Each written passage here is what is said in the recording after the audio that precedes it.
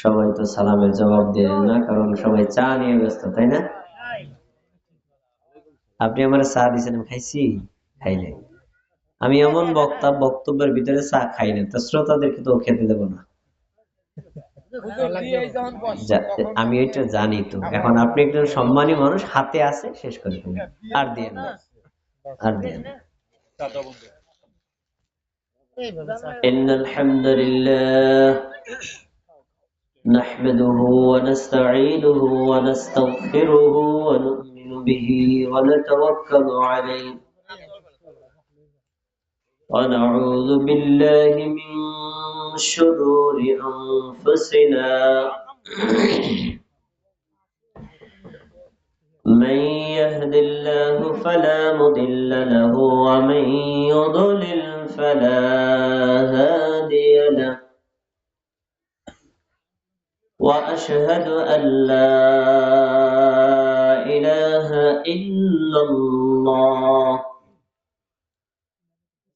وأشهد أن محمدا عبده ورسوله أما بعد فقد قال الله تبارك وتعالى في القرآن المجيد أعوذ بالله من الشيطان الرجيم بسم الله الرحمن الرحيم يا أيها الذين آمنوا أطيعوا الله وأطيعوا الرسول ولا تبطلوا أعمالكم عن أبي هريرة رضي الله عنه أنه قال قال رسول الله صلى الله عليه وسلم كل أمتي يدخلون الجنة إلا من أبى قالوا ومن أبى يا رسول الله قال من أطاعني دخل الجنة ومن عصاني فقد أبى رواه البخاري أما بعد আলহামদুলিল্লাহ, প্রশংসা আল্লাহর জন্য। আপাশী উত্তরকান্দি জামে মসজিদের উদ্যোগে আপাশী জামে মসজিদ মাঠে বিশাল ওয়াজ মাহফিলে আমাদেরকে মাগরিব থেকে পর্যন্ত দুইজন আলোচকের আলোচনা শোনার এবং পরবর্তী আলেমদের আলোচনা শোনার তৌফিক দিবেন। আমরা সে আল্লাহর নিকটে সহযোগিতা, সাহায্য কামনা করে তার শুকরিয়া জানাচ্ছি। বলুন আলহামদুলিল্লাহ। আপনারা এখন আর খাওয়া বন্ধ করে দেন, একটু আমার দিকে মনোযোগ দেন। ভাইরা, একটু আগে আমরা একটা ওয়াক্তের নামাজ পড়েছি। কোন ওয়াক্তের নামাজ বলেন তো? এশা ওয়াক্ত। এশা ওয়াক্তের নামাজ যে আমরা জামাতের সাথে পড়লাম, আমরা অনেকেই জানি না এই নামাজ জামাতের সাথে পড়লে তার গুরুত্ব, তার ফজিলত কত বেশি। একটা হাদিস আমি আপনাকে শোনাবো, হাদিসটা বলার পরে একটা প্রশ্ন করব, খুব খেয়াল করে উত্তর দিবেন। হাদিসটা শোনেন, সহিহ বুখারী, রাসূল সাল্লাল্লাহু আলাইহি ওয়াসাল্লামের জামাতা উসমান রাদিয়াল্লাহু আনহু থেকে বর্ণিত। তিনি বলেন, قال رسول الله صلى الله عليه وسلم, আল্লাহর রাসূল সাল্লাল্লাহু আলাইহি ওয়াসাল্লাম বলেছেন, মান সাল্লাল ইশা ফি জামাআতিন فكأنما قام نصف الليل। কোন আল্লাহর বান্দা, কোন আল্লাহর বান্দি, কোন মুমিন মুসলিম যদি এশা নামাজ জামাতের সাথে আদায় করে, আল্লাহ তাআলা ওই বান্দার আমলনামায় অর্ধ রাত পর্যন্ত নফল নামাজের নেকি দিয়ে দেন। অর্ধেক রাত পর্যন্ত নফল নামাজ পড়লে যে নেকি, এশা নামাজ জামাতে পড়লে ওই নেকি পাওয়া যায়। হাদিসের পরের অংশ, ومن صلى الفجر في جماعة فكأنما قام الليل كله। কোন আল্লাহর বান্দা বান্দি যদি ফজরের নামাজ জামাতের সাথে আদায় করে, ওই ব্যক্তির আমলনামায় সারা রাত নফল নামাজের নেকি লিখে দেওয়া হয়। আচ্ছা, হাদিস পুরো বলছি, প্রশ্ন করব, খেয়াল করে শুনতে হবে, প্রশ্ন করব। হযরত সবাই অনুরোধ করছে, আসেন বসেন, আপনারা একটু মনোযোগ দিয়ে শোনেন। একটা প্রশ্ন, খুব খেয়াল করবেন। এশা নামাজ জামাতে পড়লে অর্ধরাত নফল নামাজের নেকি, ফজর নামাজ জামাতে পড়লে সারা রাত নফল নামাজের নেকি।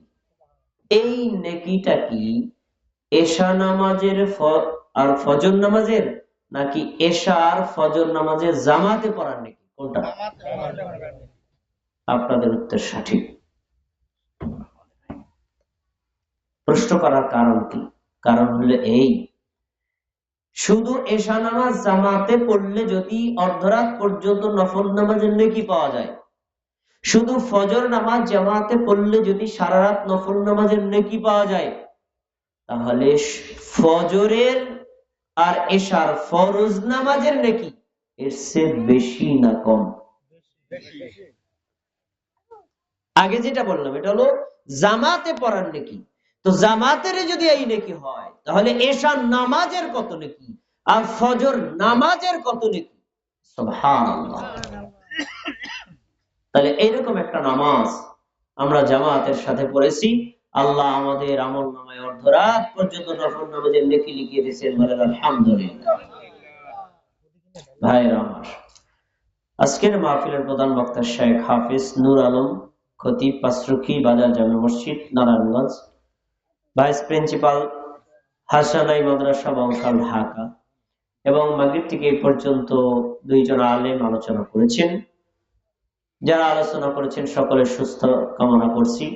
আপনারা যারা আমার আলোচনা শুনবেন, আল্লাহ তাআলা আপনাদের সবাইকে সুস্থ রাখুন, আপনাদের জন্য কল্যাণকর দোয়া করছি। আর অত্র এলাকার গণ্যমান্য ব্যক্তিবর্গ, সম্মানিত ব্যক্তিবর্গ, ওলামায়ে কেরাম, মসজিদের ইমাম, খতিব, মুয়াজ্জিন, এলাকার গণ্যমান্য সম্মানিত ভাইরা, পর্দার অন্তরাশে থেকে যে সকল মা বোনেরা আমাদের কথাগুলো শুনছেন, সকলকেই আমি আমার অন্তরের অন্তঃস্থল থেকে আন্তরিক শুভেচ্ছা জানিয়ে আমার আলোচনা শুরু করছি। সম্মানিত ভাইয়েরা, একটু আগে এশা নামাজের আগে যে ভাই আলোচনা করছিলেন, আমি তার কিছু আলোচনা শুনছিলাম। আমার কাছে মনে হইল কি, আমিও নিরস বক্তা, আর আমার আগে যে ভাই আলোচনা করছে সেও নিরস বক্তা, আর আমার পরে যে কি আলোচনা করবে তা আমি জানি না। নিরস বলতে কি, যার কোনো সুর নাই, ছন্দ নাই, কণ্ঠ নাই, শুধু কাটা কাটা কথা বলে। আমার আগে যে ভাই, সে কাটা কাটা বলছে, আমিও কাটা কাটা বক্তা। আপনারা খুব একটা মজা পাবেন বলে মনে হয় না, তবে কানের মজা আসল না, অন্তরে গেঁথে যাওয়া আর ব্রেন দিয়ে অনুভব করাই হলো আসল ওয়াজ। আপনারা যদি আমার কথাগুলো মনোযোগ দিয়ে শোনেন, আমি কোনো প্রশ্ন করলে বুঝে শুনে উত্তর দেন, আমি একটা আস্থা আপনাদেরকে দিতে পারি, আমার আলোচনা থেকে আপনারা কিছু শিক্ষা পাবেনই পাবেন ইনশাআল্লাহ। প্রশ্ন করলে উত্তর দিতে রাজি আছেন? তাহলে প্রথমে আমি আমার আলোচনার মূল বক্তব্যের বিষয়টা বলছি। আজকে আপনাদের সামনে আমার বয়ানের বিষয় ইবাদত কবুলের শর্ত। আবার বলছি, ইবাদত কবুলের শর্ত। ভাইরা আমার, আমরা কি মানুষ না অমানুষ? আমাদেরকে কে সৃষ্টি করেছেন? আল্লাহ তাআলা যে আমাদেরকে সৃষ্টি করেছেন একদম বিনা কারণে, না কোনো কারণ আছে? কোন লক্ষ্য উদ্দেশ্য ছাড়া, না লক্ষ্য উদ্দেশ্য আছে? সেই লক্ষ্য উদ্দেশ্য কি? আল্লাহ সূরা জারিয়াতের ৫৬ নম্বর আয়াতে বলেছেন। আয়াতটা আপনাদের সবারই মুখস্থ। আল্লাহ তাআলা বলেছেন, ওমা খালাকাতুল জিন্না ওয়াল ইনসা ইল্লা লিয়াবুদুন। আমি জিন জাতি আর মানব জাতিকে একমাত্র আমার ইবাদতের জন্যই সৃষ্টি করেছি। আমরা কোন জাতি? জিন না মানুষ? তাহলে জিন জাতিকে আল্লাহ বানাইছেন তার ইবাদতের জন্য, মানুষ জাতিকে আল্লাহ বানাইছেন কার জন্য? আল্লাহর ইবাদতের জন্য। তাহলে মানুষের সৃষ্টির একটা লক্ষ্য আর উদ্দেশ্য পাওয়া গেল, আল্লাহর ইবাদত। জিন জাতি সৃষ্টির একটা লক্ষ্য আর উদ্দেশ্য পাওয়া গেল, সেটা কি? আল্লাহর ইবাদত। এখন এই পৃথিবীতে নাস্তিক বাদ দিয়ে, নাস্তিক মানে যারা আল্লাহকে বিশ্বাস করে না, পরকালকে বিশ্বাস করে না, এরা নাস্তিক। আস্তিক পৃথিবীতে যারাই আছে সবাই কম আর বেশি ইবাদত করে নাকি করে না? করে। কেউ বেশি করে, কেউ কম করে, কিন্তু করে। কিন্তু প্রশ্ন হলো, ইবাদত করলেই কি আল্লাহ কবুল করবেন, না আল্লাহ এবং তার রাসূল যেই সিস্টেমে, যেই শর্ত সাপেক্ষে, যেই নিয়ম কানুনের ভিত্তিতে ইবাদত করতে বলেছেন, ওই নিয়ম কানুনের ভিত্তিতে ইবাদত করলে কবুল হবে? এখন আমরা বেশিরভাগ মানুষ ইবাদত করি, কিন্তু কোন শর্তে ইবাদত করলে আল্লাহ কবুল হবে অনেকেই জানি না। যদি কোনো ব্যক্তি না জানে কোন শর্তে ইবাদত করলে ইবাদত কবুল হবে আর কোন শর্তে ইবাদত করলে ইবাদত কবুল হবে না, এটা যদি না জানে, তাহলে সে কষ্ট করবে, সময় যাবে, টাকাও ব্যয় হবে, কিন্তু সে পরকালে কোনো নেকি পাবে না। তাহলে আপনারা একটু বুঝে শুনে বলেন, ইবাদত কবুল হওয়ার যে শর্ত, এটা কি আমাদের জানা দরকার আছে না নাই? সবার জন্য ফরজ, নারীর জন্য ফরজ, পুরুষের জন্য ফরজ, ছোটর জন্য ফরজ, বড়র জন্য ফরজ, সবার জন্য, আমাদের জন্য ফরজ। আসুন আমি প্রথমে এক নজরে 4টি কারণ বলবো, তারপরে প্রত্যেকটা দলিল দিয়ে বিশ্লেষণ করব। ইবাদত কবুল হওয়ার কোরআন ও হাদিসে অনেকগুলো শর্ত আছে, তার ভিতরে মৌলিক শর্ত 4টি। আমার দিক তাকাইতে হবে, অন্য দিক তাকাইলে কেউ কথা বুঝবেন না। ইবাদত কবুল হওয়ার মৌলিক শর্ত কয়টি বলছি? সবার বলতে হবে কয়টি? ইবাদত কবুল হওয়ার মূল শর্ত, আসল শর্ত হলো 4টি। এক নজর বলতেছি, শোনো। ঈমান থাকা, 2 নম্বর সহিহ নিয়ত করা, 3 নম্বর হালাল খাবার খাওয়া, 4 নম্বর সুন্নাত তরিকা অনুযায়ী ইবাদত করা। এবার আপনারা সবাই আমার সাথে বলবেন, আমি বলার পরে আপনারা বলবেন। বলেন, 1 নম্বর ঈমান থাকা, 2 নম্বর সহিহ নিয়তে ইবাদত করা, 3 নম্বর হালাল খাবার খাওয়া, 4 নম্বর সুন্নাত তরিকা অনুযায়ী ইবাদত করা। 4টা কি মনে থাকবে দাদা চাচারা? এই 4টা হলো আসল, মূল। এই 4টার কোনো একটাই যদি আপনার ভুল হয়, ইবাদত করবেন, কবুল আল্লাহ করবে না। আর যে ইবাদত আল্লাহ কবুল করবে না, ওই ইবাদত দিয়ে নেকি পাওয়া যাবে? ওই ইবাদত দিয়ে জাহান্নাম থেকে মুক্তি পাওয়া যাবে? ওই ইবাদত দিয়ে জান্নাত লাভ করা যাবে? তাহলে এই 4টা শর্ত আমাদের সবাইকে জানতে হবে। প্রথম কারণ কি? ঈমান থাকা। আল্লাহ তাআলা সূরাতুন নিসার 134 নম্বর আয়াতে বলেছেন, ইয়া আইয়ুহাল্লাযীনা আমানু আমিনু বিল্লাহি ওয়া রাসূলিহি, হে মুমিনগণ তোমরা আল্লাহর উপর ঈমান আনো আর তার রাসূলের উপর ঈমান আনো, আর আল্লাহ তার রাসূলের উপর যে কিতাব মানে কোরআন নাযিল করেছেন সেই কোরআনের উপরেও ঈমান আনো। খেয়াল করে শোনো, হে মুমিনগণ তোমরা আল্লাহর উপর ঈমান আনো, রাসূলের উপর ঈমান আনো, কোরআনের উপর ঈমান আনো। কাদেরকে আল্লাহ ঈমান আনতে বলছেন? শোনেন নাই, দেখছেন? আমি তো বলছি, আমার কথা মনোযোগ দিয়ে না শুনলে বুঝবেন। আমি কোনো কিচ্ছা কাহিনী বলবো না, একটা গল্প না, কোরআন আর হাদিস। খেয়াল করে না শুনলে বুঝবেন না। হে মুমিনগণ, কাদেরকে ডাকছে বলেন? কাফেরদের। তোমরা ঈমান আনো আল্লাহর উপর, ঈমান আনো নবীর উপর, ঈমান আনো কোরআনের উপর। আল্লাহ কাদেরকে ঈমান আনতে বলছেন? মুমিনদেরকে। এখন মুমিনকে যে ঈমান আনছে সেই তো মুমিন। তা আল্লাহ মুমিনদেরকে ঈমান আনতে বললেন, কারণটা কি? বলতে পারতেন হে কাফেরেরা ঈমান আনো, হে মুনাফিকরা ঈমান আনো, হে বেদাতীরা ঈমান আনো, হে হিন্দুরা ঈমান আনো, হে বৌদ্ধরা ঈমান আনো। এটা বলেন। আল্লাহ কি বলছেন? হে মুমিনগণ তোমরা ঈমান আনো। এর মানে হলো আপনার ঈমান আনায় যদি ভুল ত্রুটি থাকে, ভুলটাকে সংশোধন করে সঠিকভাবে ঈমান আনতে হবে। আর আপনার ঈমান আনা যদি সঠিক হয়, মৃত্যু পর্যন্ত এই ঈমানের উপর অটল অবিচল থাকতে হবে। যদি কোনো ব্যক্তি সঠিকভাবে ঈমান আনে, ঈমানের উপর অটল থাকে, জান্নাতের ফয়সালা করে দিবেন কে? আল্লাহ। তাহলে এখানে পাওয়া গেল আল্লাহ ঈমান আনতে বলেছেন। এবার সূরা মায়েদার ৫ নম্বর আয়াতে দেখেন আল্লাহ বলেন, ওয়ামান ইয়াকফুরু বিল ঈমানি ফাকাদ হাবিতা আমালু।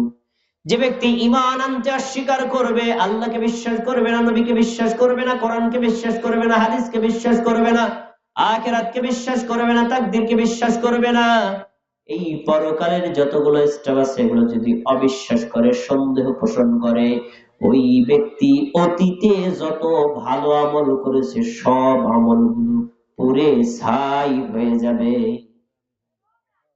কেউ যদি আল্লাহকে বিশ্বাস না করে, নামাজ পড়লে নামাজ কবুল হবে না, কাজে লাগবে না। কেউ যদি আখিরাতকে বিশ্বাস না করে, সে সিয়াম পালন করলে সিয়াম দিয়ে পরকালে কোনো উপকার হবে না। কেউ যদি তাকদীরে বিশ্বাস না করে, সে যত ভালো আমল করুক আল্লাহর দরবারে কবুল হবে না।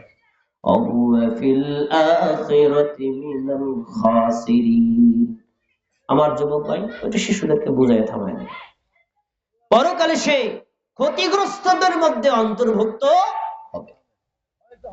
তাহলে আয়াত দুইটি আয়াত আপনার সামনে পেশ করেছি।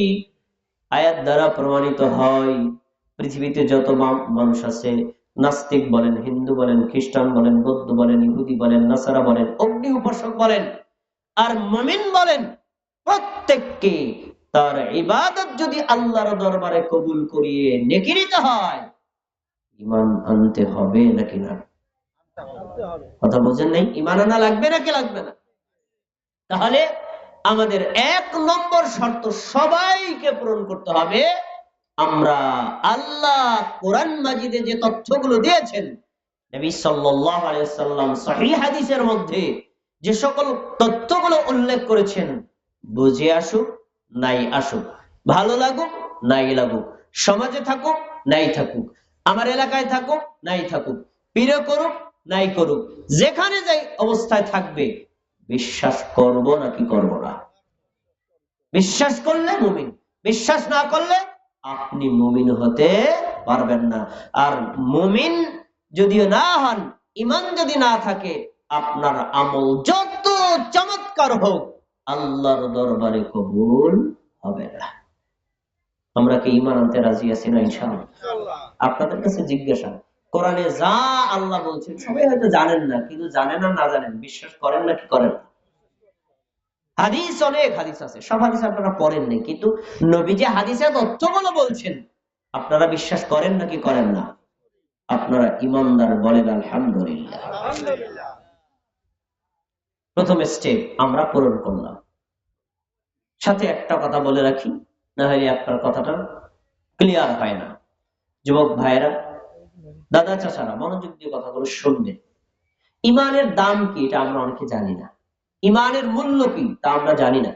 আমি একটা আয়াত আর একটা হাদিস দিব, তাহলে আপনি বুঝে যাবেন ইমানের দাম কত বেশি।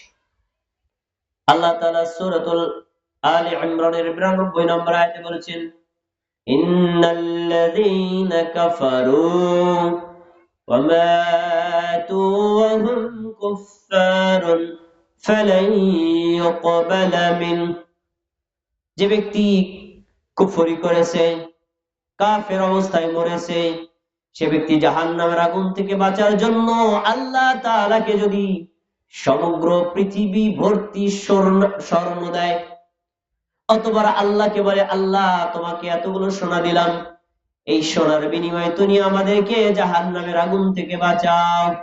আপনাদের কাছে জিজ্ঞাসা, আল্লাহ কি জাহান্নামের আগুন থেকে বাঁচাবে? এতগুলো সোনা দিল, কারণ কি? ঈমান নাই। খেয়াল করে শোনেন, আপাশী এলাকার লোক, আমি মাদারীপুরের সন্তান, আমার বাড়ি দুধখালী ইউনিয়নে। আমি আপনাদের এলাকায় 3 বছর যাবত আসছি, এর আগে 2 বার আসছি, আজকে 3য় বার। কথাগুলো মনোযোগ দিয়ে শুনবেন। আপনার এই কথাগুলো যদি আপনার অন্তরে দাগ না কাটে, তাহলে বোঝা যাবে আপনার অন্তর মরে গেছে। এবার হাদিস নেই, সহিহ বুখারী 22 নম্বর হাদিস। রাসূল সাল্লাল্লাহু আলাইহি ওয়াসাল্লাম বলেন, যারা জান্নাতে যাওয়ার জান্নাতে চলে যাবে, যারা জাহান্নামে যাওয়ার তারা জাহান্নামে চলে যাবে। জাহান্নামে যারা যাবে তাদের মধ্যে 2 শ্রেণীর মানুষ। কিছু মানুষ চিরস্থায়ী ভাবে জাহান্নামে থাকবে, আর কিছু মানুষ মেয়াদ ভিত্তিক জাহান্নামে থাকবে। মেয়াদ ভিত্তিক জাহান্নামে থাকবে হলো মুমিন আসি, মুমিন কিন্তু পাপ করছে। ধরেন আমরা, আমাদের পাপ আছে না নাই, জাহান্নামে যাবে। তো কি হবে? আল্লাহ তাআলা ফেরেশতাদেরকে বলবেন, আখরিজু মান কানা ফি কলবিহি মিসকাল হাববাতিন মিন খারদালিন ঈমান। আমার ফেরেশতারা জাহান্নামের মধ্যে যাও, যাদের অন্তরের মধ্যে সরিষা দানা পরিমাণ ঈমান আছে, তাদেরকে জাহান্নামের আগুন থেকে বের করে আনো। সুবহানাল্লাহ বলবেন। তারপরে জ্বলন্ত অঙ্গাররত অবস্থায় লোকটাকে বের করে আনার পরে তার উপরে পানি ঢেলে দেওয়া হবে। পানি ঢেলে দেওয়ার সঙ্গে সঙ্গে লোকটার সাবেক সুন্দর মানুষে পরিণত হয়ে যাবে। সুবহানাল্লাহ। এরপরে তাকে জান্নাতে দেওয়া হবে। বড় হাদিস, মূল কথাটা বললাম। দেখি আপনারা কতটা সচেতন, মনোযোগ দিয়ে শুনছেন কিনা আমি একটু প্রশ্ন করবো। প্রথম আয়াতে বোঝা গেল, কারো যদি ঈমান না থেকে ঈমানবিহীন ভাবে মারা গেলে সমগ্র পৃথিবী ভর্তি স্বর্ণ দিলে আল্লাহ তাআলা জাহান্নাম থেকে বাঁচাবে। আর এই হাদিসে বোঝা গেল, কারো যদি সরিষা দানা পরিমাণ ঈমান থাকে, জাহান্নামে শাস্তি পাওয়ার পরে হলেও একদিন জাহান্নাম থেকে আল্লাহ বের করবেন না, কি করবেন না? আয়াত আর হাদিস দুইটাকে একত্র করেন, কি বোঝা গেল? সমগ্র পৃথিবী ভর্তি স্বর্ণ আল্লাহকে দিলেন, আল্লাহ আপনাকে জাহান্নাম থেকে বাঁচাইল না। একজন ব্যক্তি সরিষা দানা পরিমাণ ঈমান দিল, আল্লাহ তাকে জাহান্নাম থেকে বাঁচাইছেন। তাহলে আয়াত আর হাদিস দ্বারা কি বোঝা গেল? সমগ্র পৃথিবী ভর্তি সোনার মূল্য বেশি, নাকি একটা সরিষা দানা পরিমাণ ঈমানের দাম বেশি? আলহামদুলিল্লাহ, সবাই বুঝে গেছে, সবাই বুঝেছে। বুঝে করো কি, কেউ কি অস্পষ্ট আছেন? এখন আপনার কাছে প্রশ্ন, পৃথিবীতে এমন একজন মানুষ দেখেন, আমাকে দেখান, তার পুরো পৃথিবী ভর্তি স্বর্ণ আছে, এরকম কোন মানুষ কি দুনিয়াতে আছে? এত ধনী মানুষ দুনিয়াতে কেউ নাই, আখিরাতেও হবে না। তার মানে বোঝা গেছে, ঈমানবিহীন ভাবে কেউ যদি কবরে যায়, জাহান্নাম তাকে কোনোভাবেই রক্ষা পাবে না। আর যদি সরিষা দানা পরিমাণ ঈমানও আল্লাহকে দিতে পারে, জাহান্নাম থেকে বাঁচায় দিবেন কে? তাহলে ঈমানের মূল্য মুসলমানদের নিকটে কম হবে না বেশি হবে? বেশি হবে। তাই আমরা প্রথম শর্তটা পূরণ করব, সেটা হলো আমরা ঈমান আনবো আর ঈমানের উপর অটল থাকবো, ঈমান নিয়েই কবরে যাব। আল্লাহ আমাদের তৌফিক দেন, বলেন আমিন। 2 নম্বর, ইবাদত কবুলের 2 নম্বর শর্ত হলো ইখলাসুন নিয়াহ। এক, আল্লাহর সন্তুষ্টির জন্য ইবাদত করা, আল্লাহ ছাড়া অন্য কারো জন্য ইবাদত করা যাবে? আল্লাহ ছাড়া অন্য কারো সন্তুষ্টির জন্য ইবাদত করলে ওই ইবাদত রিয়ায় পরিণত হবে, ওই ইবাদত সুমআয় পরিণত হবে, সেটা দ্বারা আল্লাহর কাছে নেকি পাওয়া যাবে। দলিল সূরাতুল বাইয়িনার 5 নম্বর আয়াতে আল্লাহ বলেন, উমিরু ইল্লা লিয়া'বুদুল্লাহ মুখলিসিনা লাহুদ্দিন। তাদেরকে আদেশ করা হয়েছে একনিষ্ঠভাবে একমাত্র আল্লাহর জন্যই সমস্ত ইবাদত নিবেদন করবে। তাহলে এক আল্লাহর জন্য ইখলাসের সাথে এক আল্লাহর সন্তুষ্টির জন্য ইবাদত করতে নির্দেশ দিয়েছেন কে? পীর সাহেব, আমাদের নবী কে? আল্লাহ। তাহলে একনিষ্ঠভাবে এক আল্লাহর সন্তুষ্টির জন্য ইবাদত করা প্রত্যেক নারীর জন্য, প্রত্যেক পুরুষের জন্য নফল না ফরজ? ফরজ। ইবাদতের মধ্যে অন্য কাউকে খুশি করার টার্গেট করা যাবে না। যদি আপনি আল্লাহকে খুশি করতে চান, পাশাপাশি মানুষকেও খুশি করতে চান, সমাজকেও খুশি করতে চান, মানুষের প্রশংসা কুড়ানোর চেষ্টা করেন, এই ইবাদত আল্লাহর দরবারে কবুল হবে না, আর এর দ্বারা নেকিও পাওয়া যাবে না। হাদিস আবু সাঈদ খুদরি রাদিয়াল্লাহু তাআলা আনহু বলেন, قال رسول الله صلى الله عليه وسلم, আল্লাহর রাসূল সাল্লাল্লাহু আলাইহি ওয়াসাল্লাম বলেছেন, আলা উখবিরুকুম বিমা হুয়া আখওয়াফু আলাইকুম ইনদি মিনাল মাসীহিদ দাজ্জাল। সাহাবীরা আমার, আমি কি তোমাদেরকে এমন একটা ভয়ঙ্কর বিষয় সম্পর্কে বলবো না, যে ভয়ঙ্কর বিষয়টা দাজ্জালের ফিতনার চাইতো আরো বড় ভয়ঙ্কর। দাজ্জালের কথা আপনারা শুনছেন না শোনেন নাই? একটু টাচ দিই তাহলে বুঝতে সহজ হবে। ধরেন দাজ্জাল আপাশী এলাকায় আসলো, আসার পরে বলল, আপাশী এলাকার জনগণ সবাই তোমরা আমাকে আল্লাহ বলে মেনে নাও। যদি আল্লাহ বলে মেনে নাও, তোমাদের জমিতে ফসল হবে বেশি, গাছ গাছালি ফল হবে বেশি, তোমাদের গাভীতে দুধ হবে বেশি, তোমাদের কোনো অভাব অনটনে স্পর্শ করবে না, তোমরা সুস্থ সবল ভাবে থাকবা। আর যদি তোমরা আমাকে আল্লাহ বলে স্বীকার না করো, এই যে দেখো আমার বাম হাতের মধ্যে জাহান্নাম, প্রত্যেককে জাহান্নামের আগুনের মধ্যে ঢুকায় দেব। এই কথা যদি দাজ্জাল এসে বলে, কয়জনের ঈমান টিকবে? কয়জনের ঈমান টিকবে বলেন? কঠিন না? তো আল্লাহর নবী বলছেন, সেই দাজ্জালকে তোমরা ভয় করো, তাই না? দাজ্জালের চাইতেও আরো ভয়ঙ্কর একটা বিষয় আমি তোমাদেরকে বলবো না? সাহাবীরা বললেন, ক্বালু বালা ইয়া রাসূলুল্লাহ, হ্যাঁ আল্লাহর রাসূল, অবশ্যই এই বিষয়টা তো আমাদের জানা দরকার। দাজ্জাল এত বড় ঈমান হরণকারী ভয়ঙ্কর, তার চাইতে আবার ভয়ঙ্কর কি বলেন? রাসূলুল্লাহ সাল্লাল্লাহু আলাইহি ওয়াসাল্লাম বলেন, দাজ্জালের চাইতেও ভয়ঙ্কর হলো আশ-শিরকুল খাফি, আই রিয়া ওয়াস সুমআ। দাজ্জালের চাইতেও ভয়ঙ্কর হলো গোপন শিরিক, আর গোপন শিরিকের অপর নাম হলো মানুষকে শোনানোর জন্য ইবাদত করা, মানুষকে দেখানোর জন্য ইবাদত করা, মানুষের প্রশংসা পাওয়ার জন্য ইবাদত করা।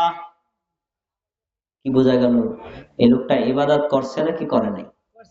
করছে। কিন্তু কার খুশি চাইছে? মানুষের। উদাহরণস্বরূপ আজকে এই মাহফিলের পরে যদি আমি বলি ভাই কে কে দান করবেন, তো একজন ব্যক্তি যদি মনে করে এখানে প্রায় 10,000 লোক আছে, ভবিষ্যতে আমি চেয়ারম্যানে দাঁড়াবো, আমি যদি এখানে 1 লক্ষ টাকা দেই 10,000 লোক জেনে গেল অমুক দানশীল, তাহলে ভোটে দাঁড়ানোর সময় বলা যাবে লোকটা দানশীল, তারে ভোট দেওয়া যায়।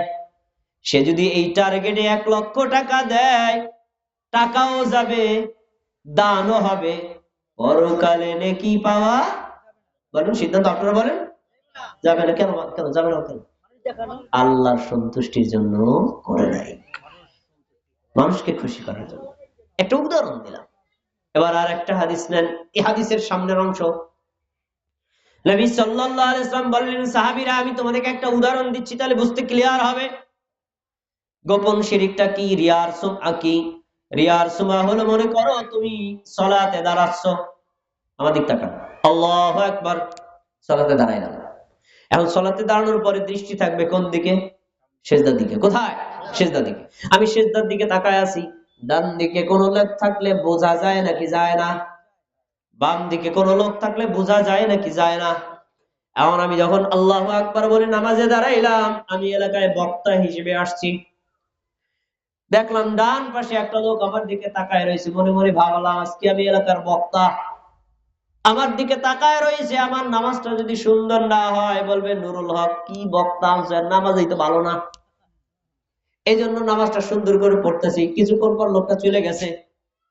এবার নামাজটা তাড়াহুড়া করে পড়ছি। বুঝে শুনে বলেন, প্রথমে সুন্দর করছিলাম কার জন্য, আর শেষে তাড়াহুড়া করলাম এইটুকু কার জন্য? ইবাদত কয় ভাগে ভাগ হয়ে গেছে? 2 ভাগে ভাগ হয়ে গেছে। এইভাবে মানুষকে খুশি করার জন্য যদি ইবাদত ভালো করে করা হয়, এর নামই হলো রিয়া আর সুমআ। মানুষকে দেখানোর জন্য ইবাদত করা, এটা দাজ্জালের চাইতেও ভয়ঙ্কর ফিতনা। এই ফিতনায় আমাদের সমাজের মানুষ নাই। সাধারণ মানুষ তো আছে। আসেন আপনাদের এলাকার ইমাম মুয়াজ্জিনকে একটু টেস্ট করি, তারা তো বেশি ইবাদতে বেশি আগ্রহী এবং জ্ঞানী গুণী, তাদেরকে একটু পরীক্ষা করি। মাগরিবের ফরজ নামাজ কয় রাকাত? কথা বলেন, কয় রাকাত? ফরজ নামাজ 3 রাকাত। প্রথম 2 রাকাতে সূরা ফাতিহার সাথে অন্য সূরা পড়ে নাকি পড়ে না? আস্তে না জোরে পড়ে? জোরে পড়ে। শেষ রাকাতে কি পড়ে? সূরা ফাতিহা। অন্য সূরা আছে? নাই। প্রথম 2 রাকাতে ইমাম সাহেব সূরা ফাতিহা পড়লেন খুব সুন্দর করে, আলহামদুলিল্লাহি রাব্বিল আলামিন আর রহমানির রহিম। খুব ভালো লাগলো, তাই না? এবার যখন তৃতীয় রাকাতে দাঁড়াইছে, ইমাম সাহেব আস্তে আস্তে পড়তেছে, মুসল্লিরা শুনে না, আলহামদুলিল্লাহি রাব্বিল আলামিন আর রহমানির রহিম মালিকি ইয়াউমিদ্দিন ইয়্যাকা না'বুদু ওয়া ইয়্যাকা নাস্তাঈন ইহদিনাস সিরাতাল মুস্তাকিম বলে আল্লাহু আকবার বলে রুকুতে চলে গেছে। প্রথম 2 রাকাতে কিরাত তাড়াহুড়া করছে না শান্তভাবে করছে? শেষ রাকাতে কেন করছে তাড়াহুড়া? কারণ মুসল্লিরা শোনে না, মুসল্লিরা শোনে না। প্রথম 2 রাকাতে ভালো করে পড়ছে কি জন্য? মুসল্লিরা শোনে তাই। ইবাদত কয় ভাগে ভাগ হয়ে গেল?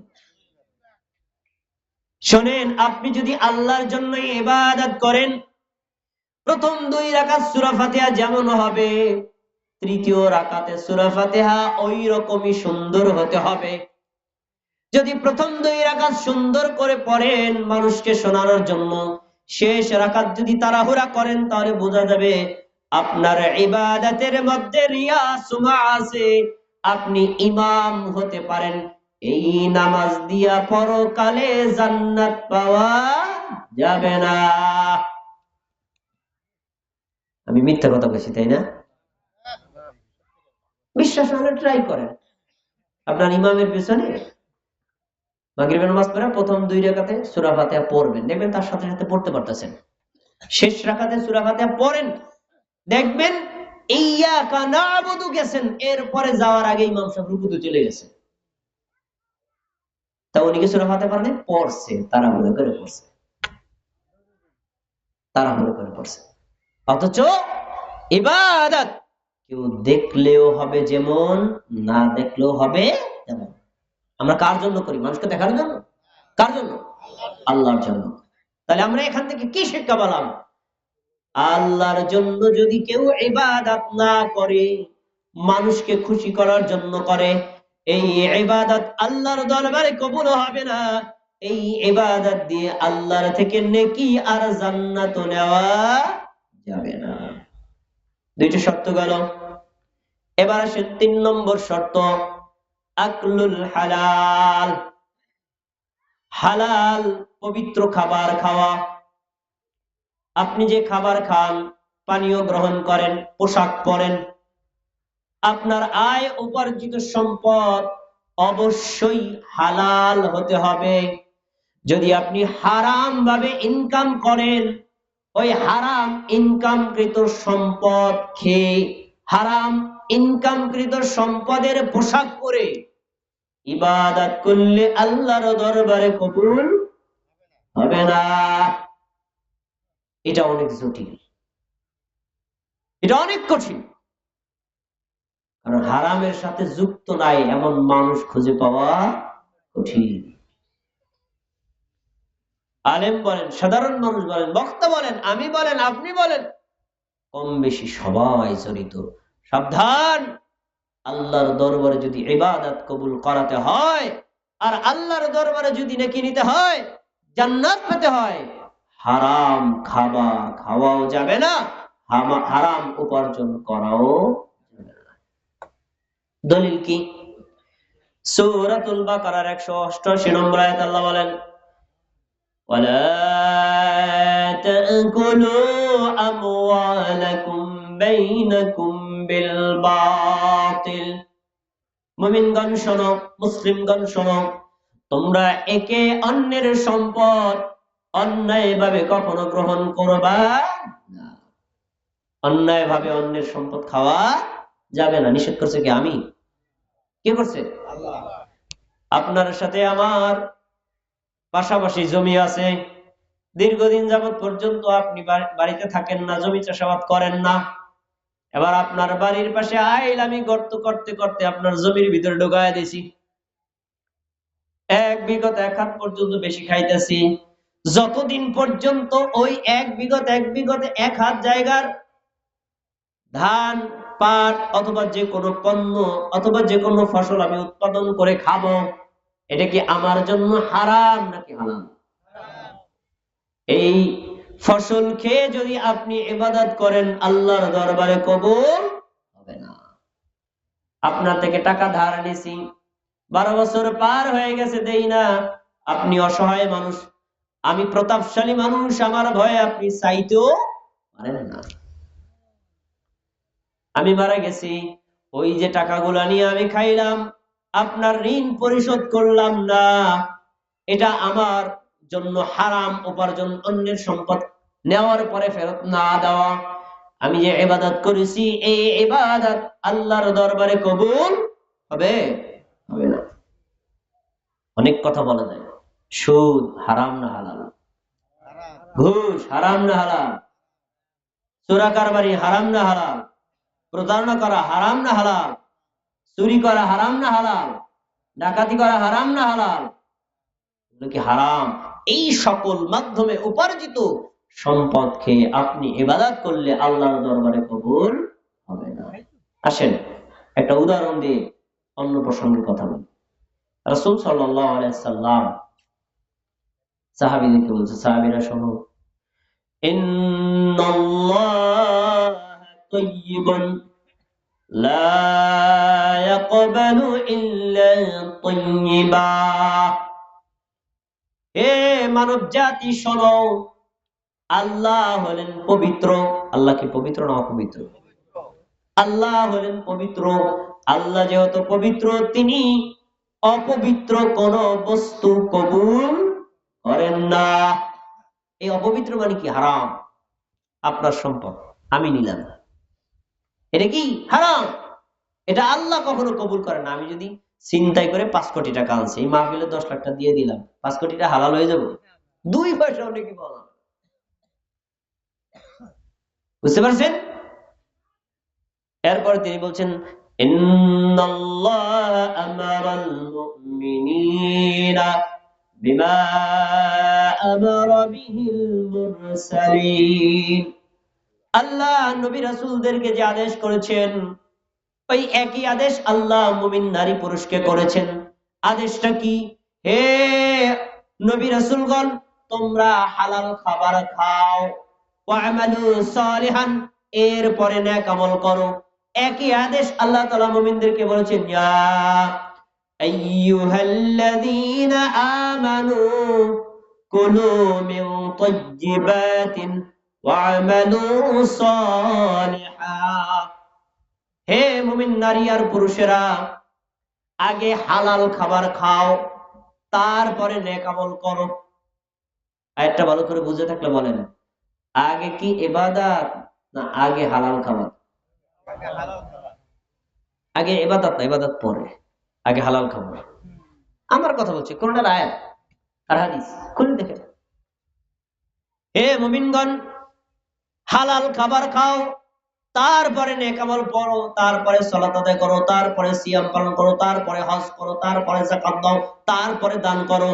হালাল খাবার না খাইলে এই সকল ইবাদত আল্লাহর দরবারে কবুল হবে না। এবার আমাদের নবী একটা দৃষ্টান্ত দিবেন, দৃষ্টান্তটা শুনেন। নবী সাল্লাল্লাহু আলাইহি ওয়াসাল্লাম সুন্নাহ যাকারার রাজুলা ইউতিলুস সাফার, একজন ব্যক্তির কথা উল্লেখ করেছেন যে লোকটা দীর্ঘদিন পর্যন্ত সফর করেছে। সফর যে করে তাকে কি বলা হয়? মুসাফির। কি বলে? মুসাফির। এক দেশ থেকে আরেক দেশ দূরে কোথাও গমন করলে লোকটা কি বলে? মুসাফির।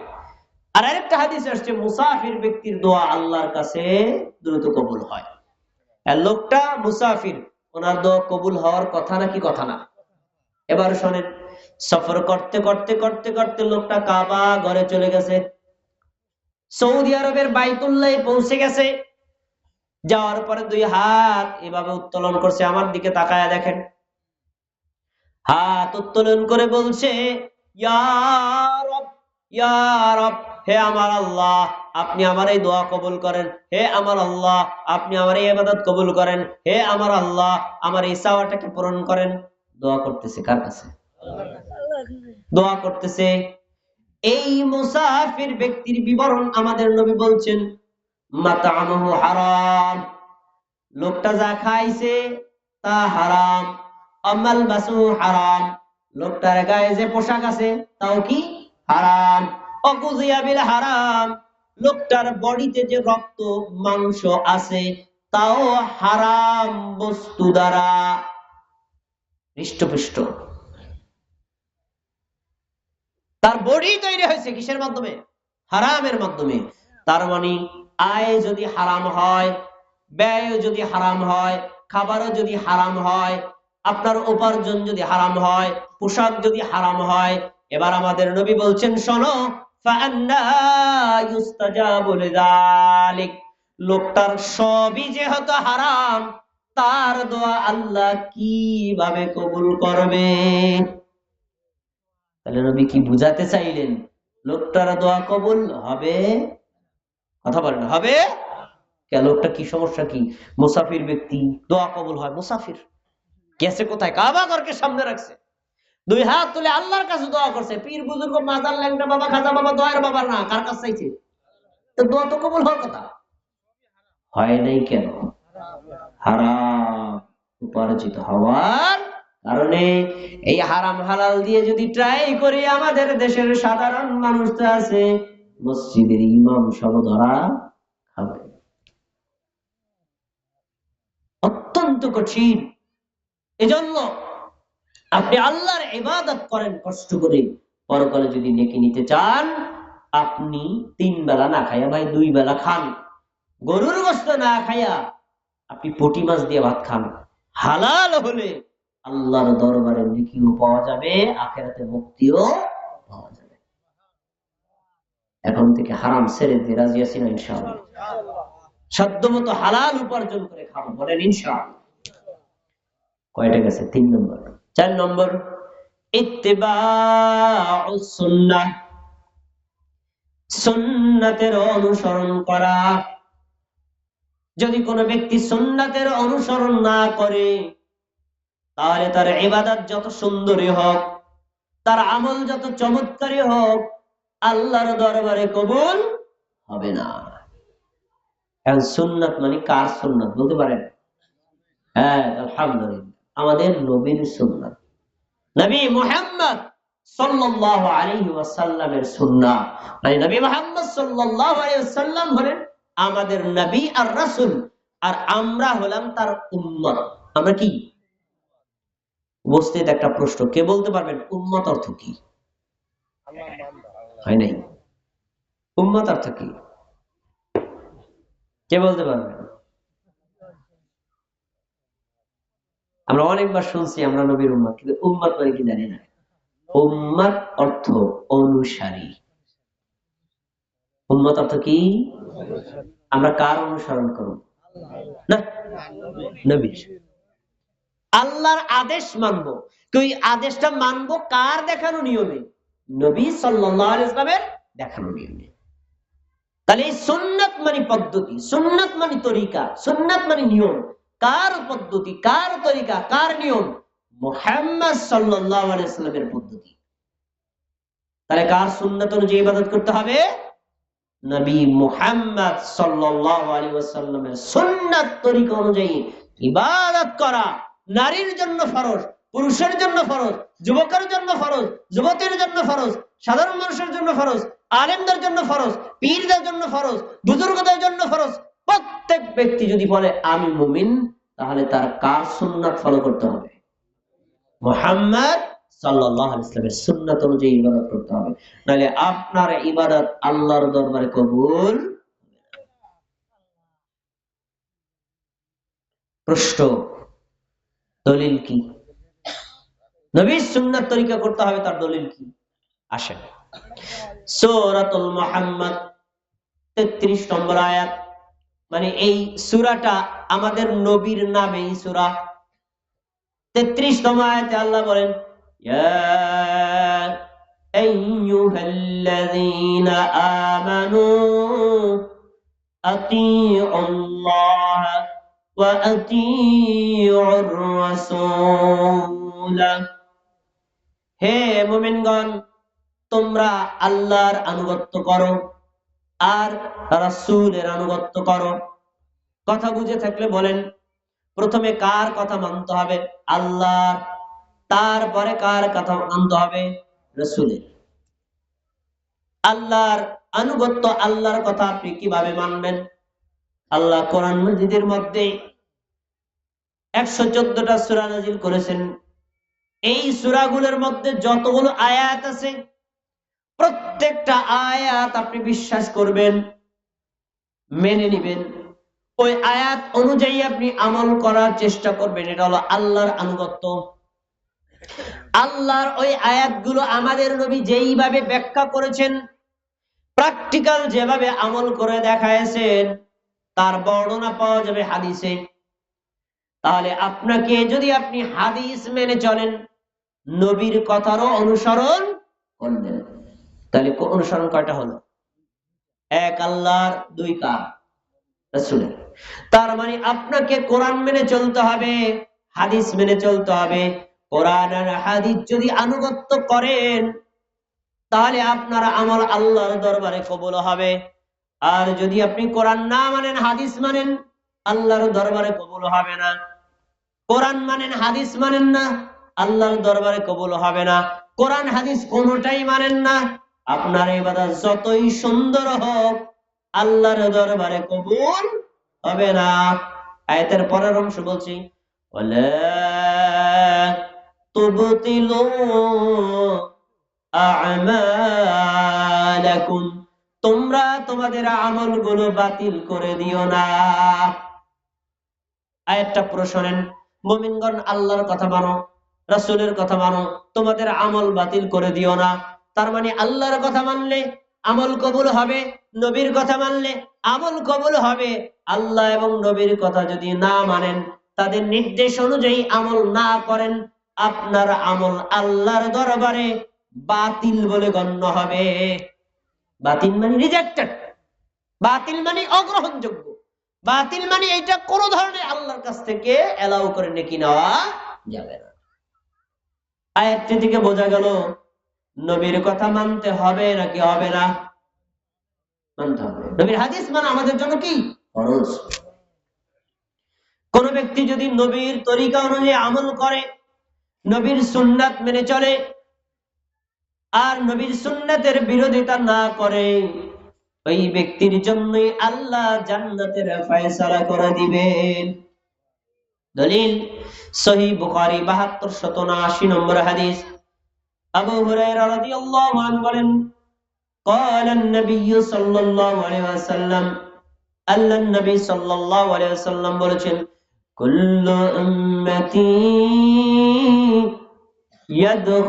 ইয়াদখুলুনাল জান্নাহ, আমার উম্মতের প্রত্যেকেই যাবে জান্নাতে। সুবহানাল্লাহ। আমরা কার উম্মত? আদম আলাইহিস সালামের উম্মত, মুসা আলাইহিস সালামের উম্মত, ঈসা আলাইহিস সালামের উম্মত, নূহ আলাইহিস সালামের উম্মত, কার উম্মত? মুহাম্মদ সাল্লাল্লাহু আলাইহি ওয়াসাল্লামের উম্মত।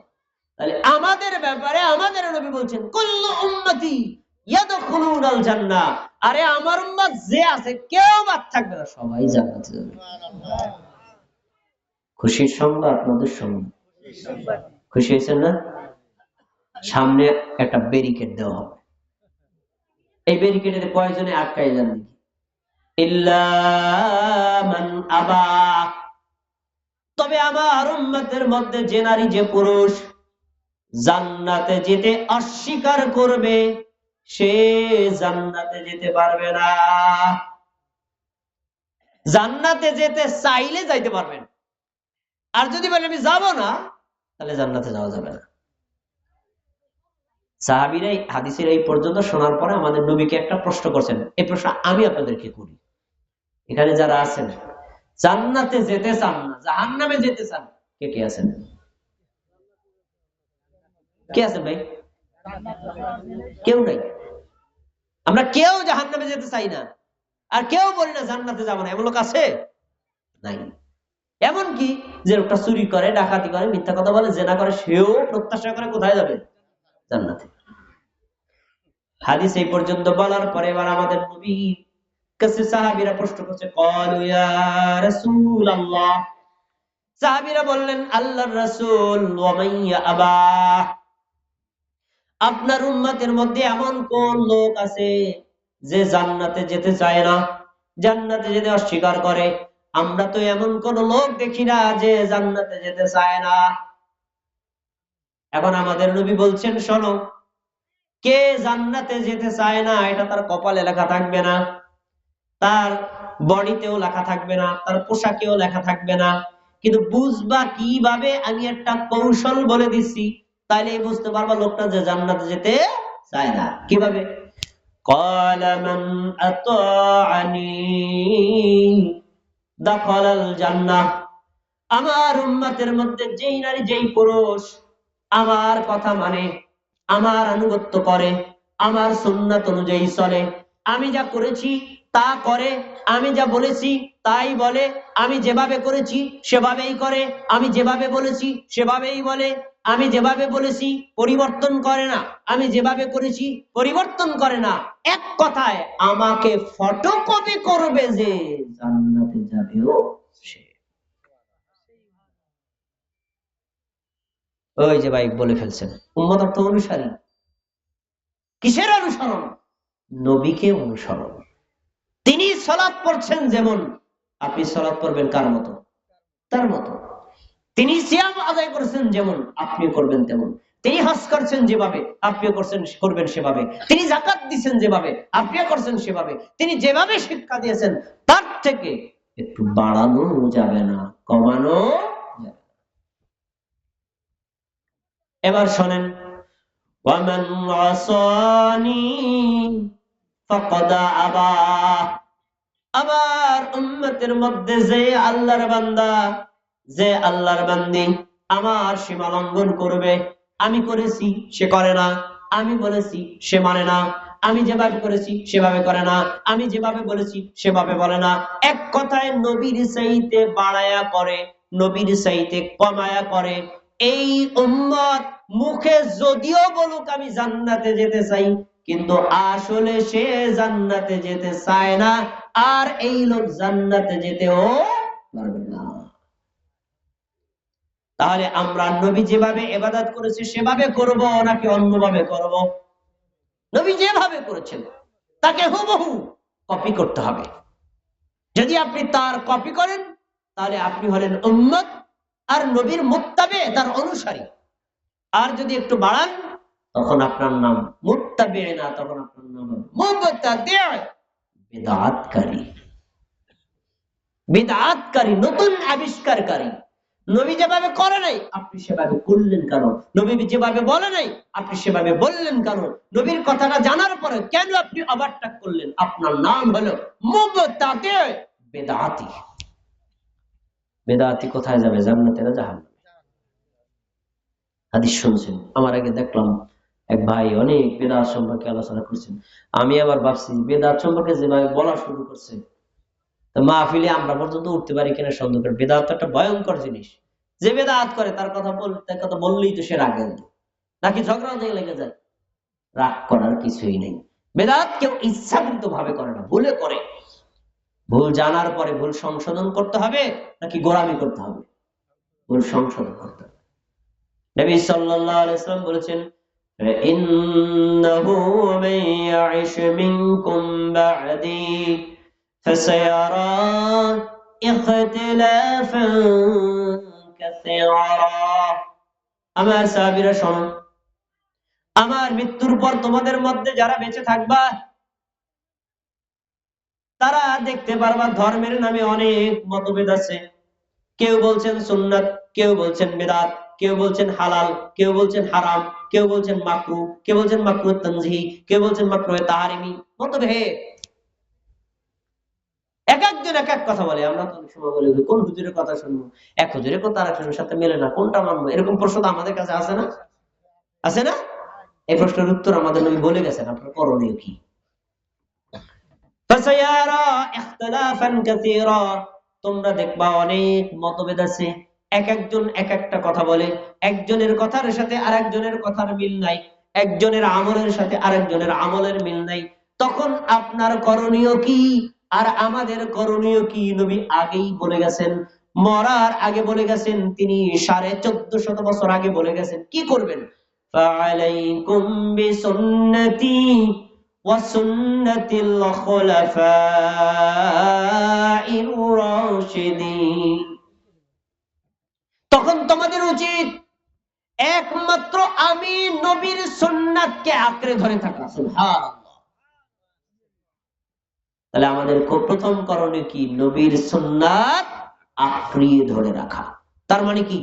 নবী যেভাবে করেছেন সেভাবে করা, যেভাবে বলেছেন ওভাবেই বলা, তিনি যেভাবে ইবাদত করেছেন তাকে কপি করা, তার থেকে একটু বাড়িয়ে না যাওয়া, কমিয়ে না যাওয়া, ডিসপ্লেস না করা, তার থেকে যুক্তি দিয়ে অতিরঞ্জিত না করা, তাকে হুবহু মেনে চলা। এটার নামই হলো ইত্তিবাউস সুন্নাহ, নবীর সুন্নাতের অনুসরণ। তো আজকে আমরা সেই যুগে বসবাস করছি। একজনের কথার সাথে আরেকজনের কথার মিল নাই, একজনের ফতোয়ার সাথে আরেকজনের ফতোয়ার মিল নাই। এখন আমরা কি করব?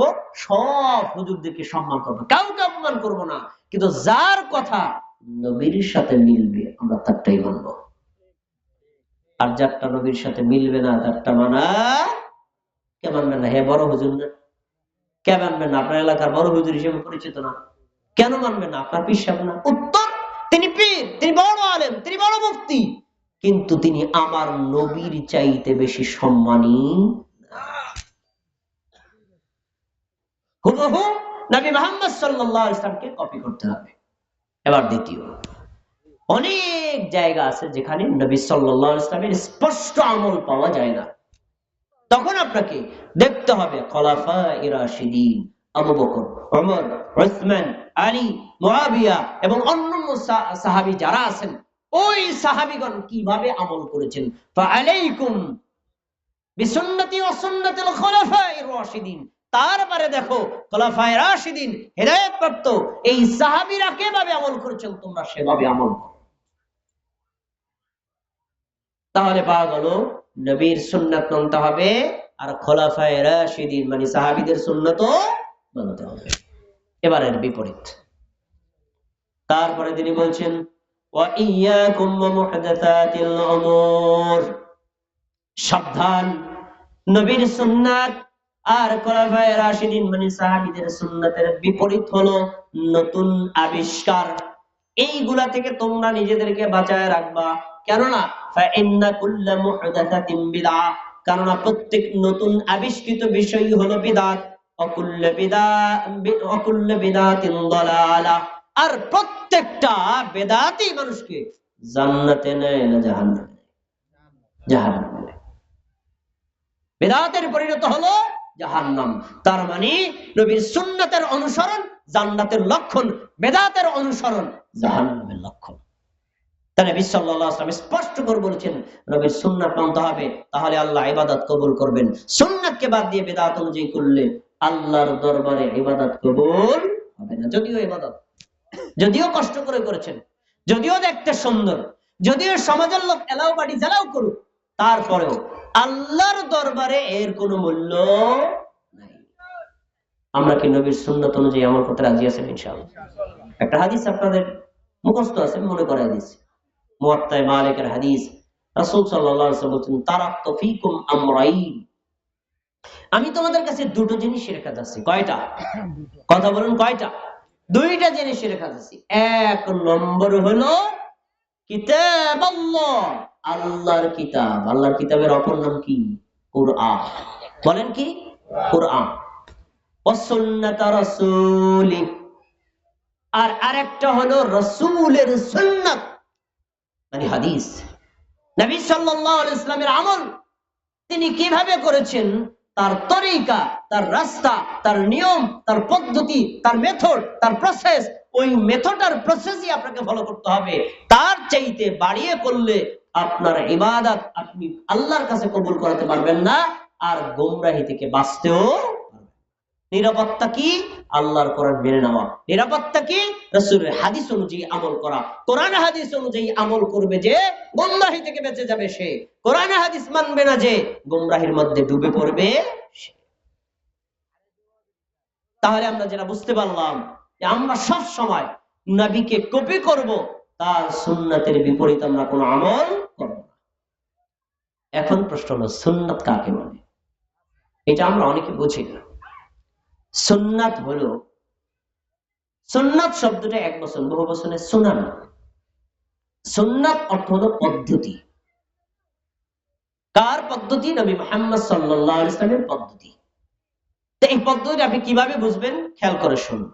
নবী সাল্লাল্লাহু আলাইহি ওয়াসাল্লাম যে কাজ একা একা করেছেন সেটা একা একা করা সুন্নাত, যেটা জামাতের সাথে করেছেন সেটা জামাতের সাথে করা সুন্নাত, যেটা তিনি শর্ত সাপেক্ষ করেছেন সেটা শর্ত সাপেক্ষে করা সুন্নাত, যেটা তিনি শর্তবিহীন ভাবে করেছেন সেটা শর্তবিহীন ভাবে করা সুন্নাত, যেটা তিনি নির্দিষ্ট স্থানে করেছেন সেটা স্থানে করা সুন্নাত, যেটা তিনি নির্দিষ্ট সময়ে করেছেন সেটা নির্দিষ্ট সময়ে করা সুন্নাত।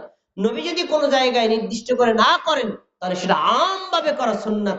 এক কথায় তিনি যেভাবে যেখানে যতটুকু যেই সিস্টেমে যে জায়গায় যা করেছেন সেখানে ততটুকু সেভাবে ওই পদ্ধতিতে করাই হলো সুন্নাত। আর এর বিপরীত হলো বিদআত।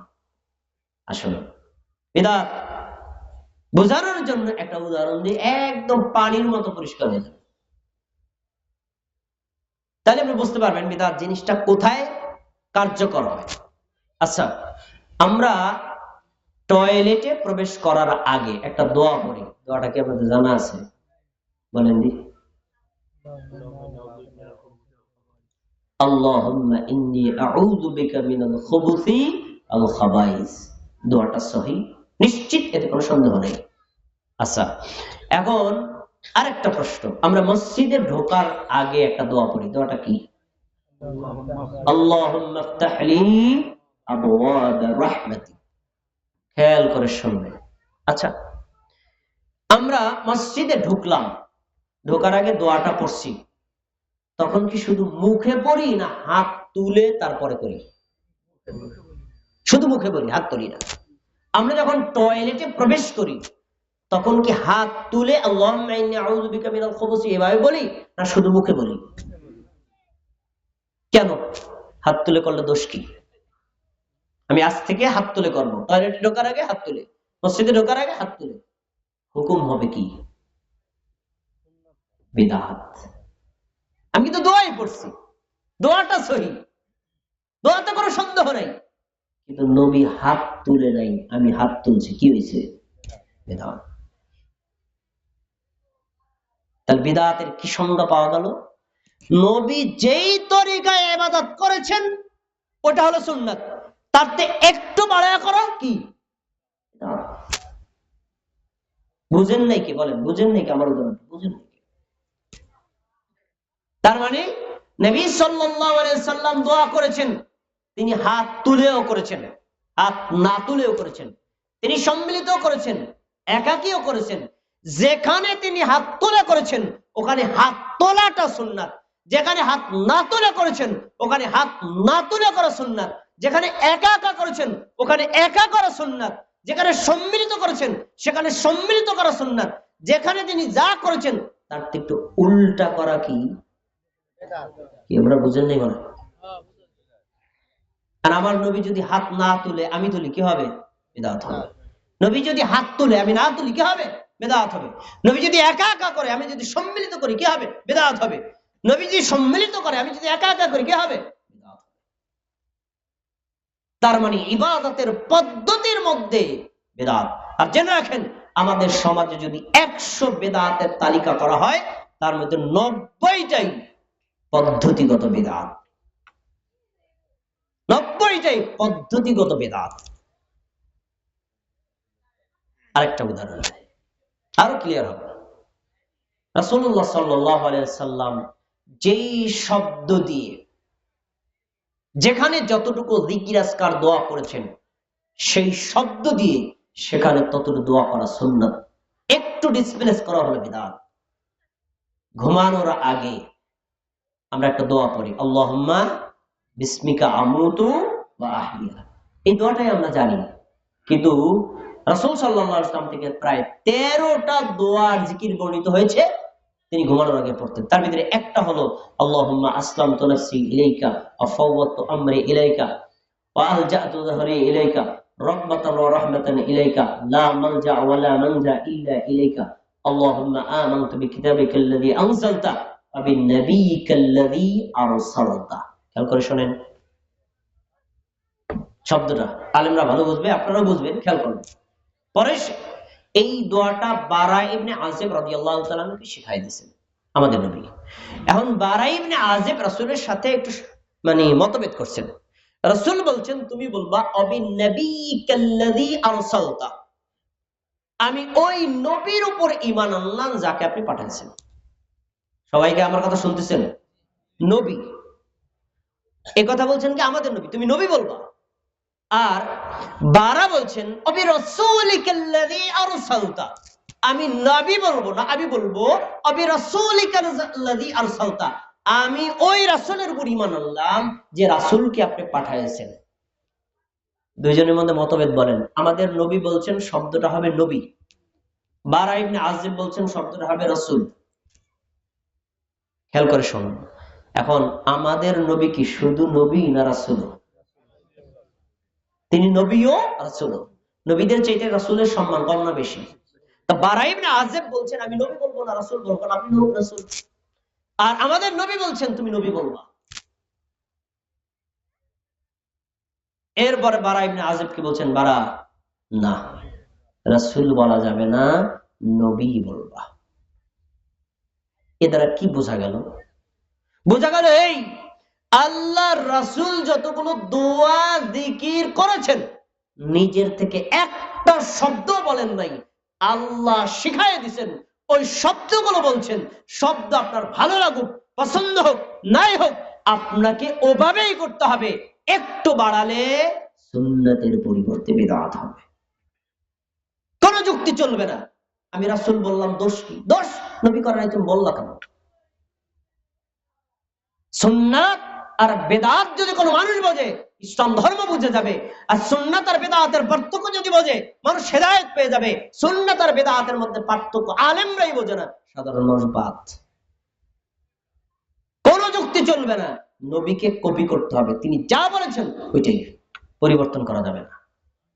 এই জন্য জিকির, আজকার, নিয়ম কানুন কোনটাই যুক্তি দিয়ে বাড়ানো যাবে না, যুক্তি দিয়ে কমানো যাবে না। কমালে বেদাত, বাড়ালে বেদাত, তাকে কপি করলে হবে কি? সুন্নাত। তাহলে আমরা কি নবীর সুন্নাত মেনে চলবো না বাড়াবো? সুন্নাত মেনে চলবো না কমাবো? যদি আপনি বাড়ান, আপনি কমান, আপনার ইবাদত আল্লাহর দরবারে কবুল হবে না। বেদাত কি? আমার ভাই এসার আগে একজন ভাই বলছেন, আমি একটু বলি বেদাত কি। এই যদি আমি বলি, ইমাম আবু হানিফা রাহিমাহুল্লাহ কিভাবে বলেছেন, ইমাম মালিক রাহিমাহুল্লাহ কি সংজ্ঞা দিয়েছেন, এরকম অনেক উক্তি দেওয়া যাবে, কিন্তু সরাসরি আমাদের নবী কে বলেছেন দেখেন, আপনি আরো পরিষ্কার হয়ে যাবেন। সহিহ বুখারীর হাদিস বলছে, রাসূল সাল্লাল্লাহু আলাইহি ওয়াসাল্লাম বলছেন, মান আমিলা আমালান লাইসা আলাইহি আমরুনা ফাহুয়া রাদ। যে ব্যক্তি এমন একটা আমল করলো যেই আমলটা আমাদের আমল না। আমালান, মান ফাআলা ফি'লান বলেন নাই, ফেল এই শব্দটা আম, দুনিয়াবী কাজের ক্ষেত্রে ব্যবহার হয়, আখিরাতের কাজের ক্ষেত্রে ব্যবহার হয়। আর আমল শব্দটা খাস শুধু নেকের কাজের ক্ষেত্রে ব্যবহার হয়। তিনি একথা বলেন নাই, মান ফাআলা ফি'লান, তুমি যে কাজ করো আমি না করলে বেদাত। তাহলে আমাদের নবী তো কোনোদিন পাট চাষ করে নাই, বেদাত হবে না। আমাদের নবী তো মোবাইল ব্যবহার করে নাই, বেদাত হবে না। আমার নবী কোন সময় চশমা ব্যবহার করে নাই, বেদাত হবে না। আমার নবী কোনোদিন মাইক্রোফোন ব্যবহার করে নাই, বেদাত হবে না। কারণ দুনিয়াবী কোনো বিষয়কে তিনি বেদাত বলেন নাই। তিনি কি বলছেন, মান আমালা আমেলান, নেকির আশায় পরকালীন মুক্তির জন্য যে কোনো যদি আমল করে, ওই আমলটা আমি না করি বেদাত, সাহাবীরা না করে বেদাত। আমলটা দেখতে সুন্দর হলেও বেদাত, রাদ্দুন, ওইটাই প্রত্যাখ্যাত। এক কথায় মানুষের দুনিয়াবী জীবন পরিবর্তন হবে, আখিরাতের জীবনে এক চুল পরিবর্তন হবে না। রাসূলের জামানায় সালাত ছিল যেমন, আজকে হবে তেমন, কিয়ামত পর্যন্ত একই সিস্টেম। রাসূলের জামানায় সিয়াম ছিল যেমন, আজকে হবে তেমন, কিয়ামত পর্যন্ত একই সিস্টেম হবে, কোন সিস্টেমের পরিবর্তন হবে না। রাসূলের জামানায় আল্লাহ রাসূল হজ করতে গেছেন উঠে, বর্তমানে যায় কি প্লেনে। পরিবর্তন হবে কেন? এটা ইবাদত নয়, এটা হলো ইবাদতের উপকরণ, ইবাদতের মাধ্যম, ইবাদতের উপকরণ পরিবর্তন হবে। ইবাদত একশন পরিমাণ বাড়ানো যাবে না, কমানো যাবে না। তা আমরা অনেকে উপকরণ রে ইবাদত মনে করি না, উপকরণ ইবাদত নয়। ইবাদতের মধ্যে কোনো কিছু বাড়ানো যাবে না। ইবাদতের করার জন্য যদি কোনো উপকরণ হয়, সেটা পরিবর্তন হতে পারে। আমরা মসজিদে গেলে ট্যাপ ছেড়ে ওযু করি, তাই না? রাসূল সাল্লাল্লাহু ট্যাপ ছেড়ে ওযু করছেন, বিদআত হবে না। ওযু করা আমার জন্য ফরজ। আমাদের নবী ওযুতে যতটুকু যে অঙ্গগুলো ধুয়েছেন, যতটুকু মাসা করেছেন, ততটুকু করা আমার জন্য ফরজ। কিন্তু নবী যদি এমনি পাত্রে ওযু করেন, আমি যদি ট্যাপ ছেড়ে ওযু করি, বিদআত হবে না। কারণ এইটারে কেউ ইবাদত মনে করে না, এটা উপকরণ।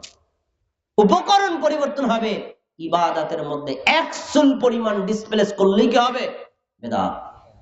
আর বেদাত অত্যন্ত ভয়ঙ্কর। বেদাত কোনোভাবেই একজন মুমিন মুসলিম করবে না। যারা বেদাতের সাথে সম্পৃক্ত, শুনুন মাত্র 2টা হাদিস বলি, আপনার কলিজা দেবে যাবে যদি আপনি বুঝতে পারেন হাদিস 2টার গভীরতা কত বেশি। সহিহ বুখারীর হাদিস, আলী রাদিয়াল্লাহু আনহু বলেন, রাসূলুল্লাহ সাল্লাল্লাহু আলাইহি ওয়াসাল্লাম বলেছেন, আল মদিনাতু হারামুন মা বাইনা আইরিন ইলা আওরিন ইলা সাওরিন। শোনো, মদিনা হলো একটা সম্মানিত জায়গা, আওর থেকে সাওর পর্যন্ত যে মধ্যবর্তী জায়গাটা আছে, এটি স্পেশাল, সম্মানিত। ফামান আহদাসা ফিহা হাদাসান, যে ব্যক্তি সেখানে বেদাত করবে, একাল করে শুনুন, বেদাত করবে না, নিজে করেছে।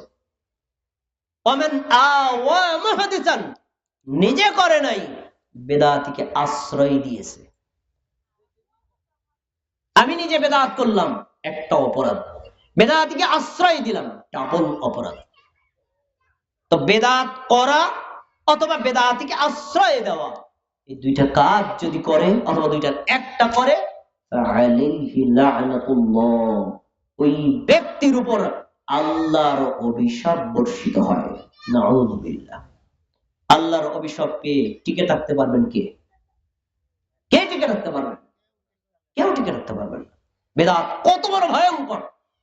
এক। দুই নম্বর, ওয়াল মালাইকাতি, ওই ব্যক্তির উপর সমস্ত ফেরেশতাদের অভিশাপ পতিত হবে।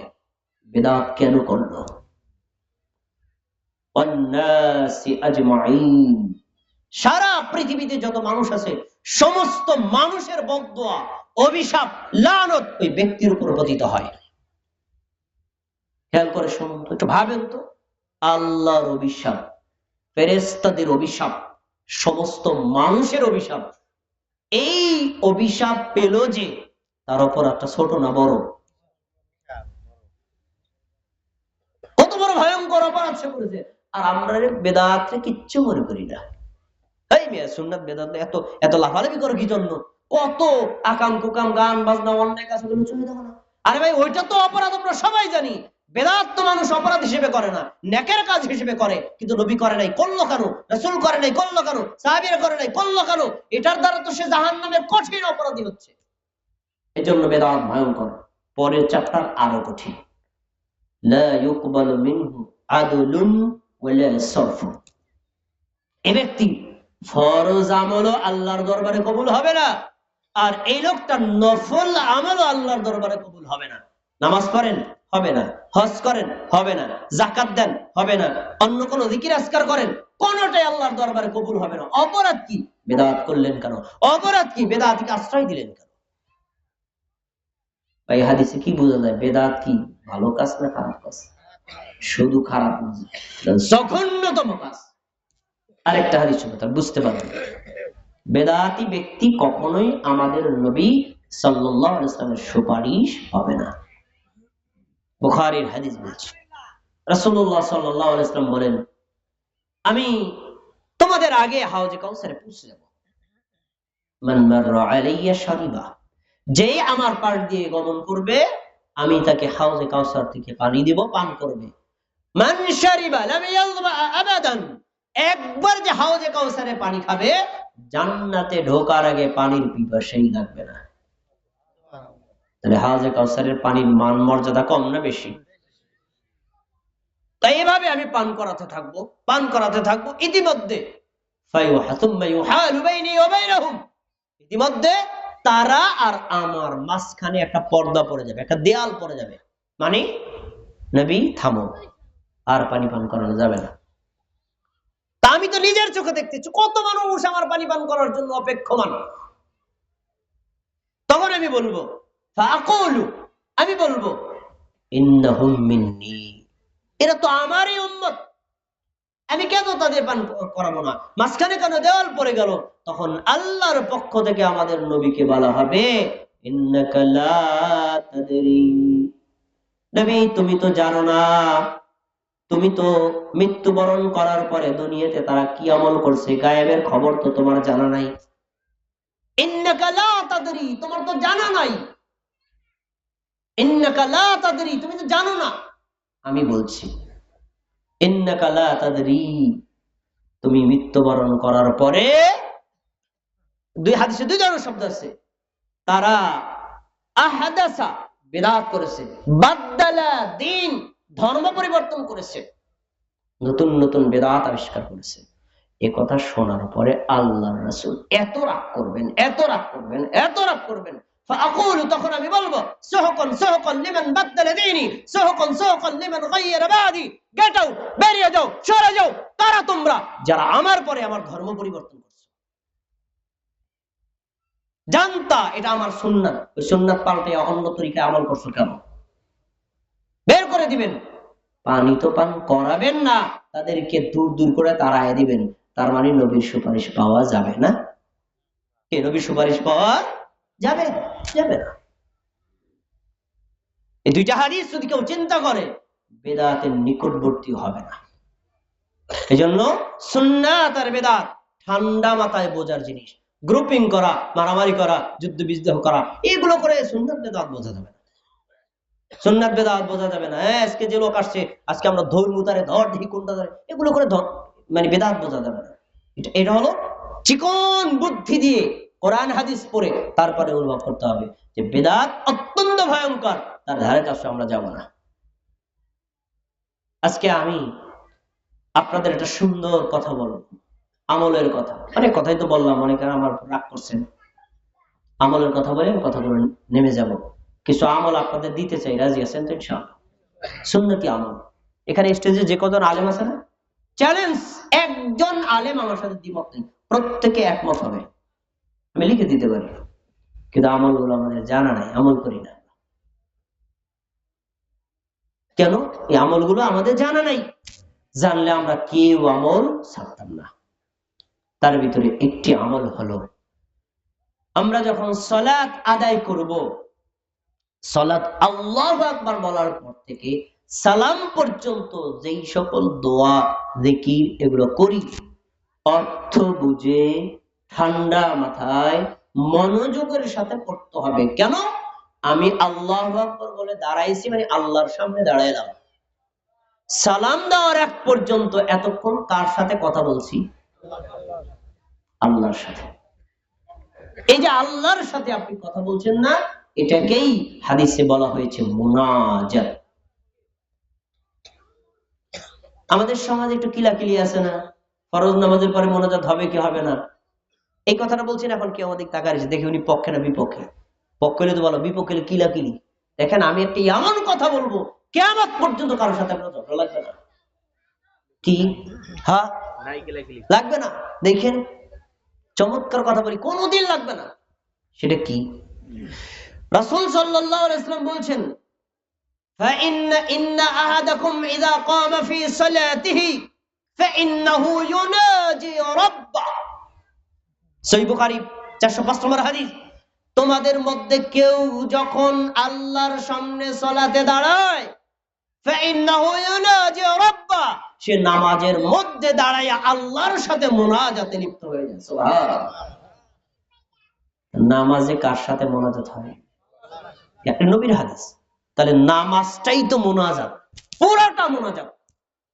মুনাজাত মানে কি? আল্লাহর সাথে গোপনে কথা বলা, বাবে মুফাআলা এর সিগা। আল্লাহর সাথে গোপনে কথা বলবো, আমি চাইবো আল্লাহ দিবেন। সালাতের চাইতে আল্লাহর কাছে নিকটবর্তী হওয়ার আর কোনো ওয়ে নাই। কিন্তু আমরা সালাতের মধ্যে তাড়াহুড়া করি, এমন মুসল্লি নাই? আছে না? পুরো সালাতটাই যে মুনাজাত, আল্লাহর সাথে কথোপকথন। আপনি সালাতের যে কয়টা দোয়া পড়েন, সানা, রুকুর তাসবিহ, সিজদার তাসবিহ, এবং রুকু থেকে দাঁড়ানোর পরে দোয়া, তারপর দুই সিজদার মাঝখানে দোয়া, এগুলো আপনি পড়ে দেখেন। সূরাতুল ফাতিহা, এগুলো কি আল্লাহর সাথে মুনাজাত না? দোয়ায়ে মাসুরা কি মুনাজাত না? প্রত্যেকটাই আল্লাহর সাথে মুনাজাত।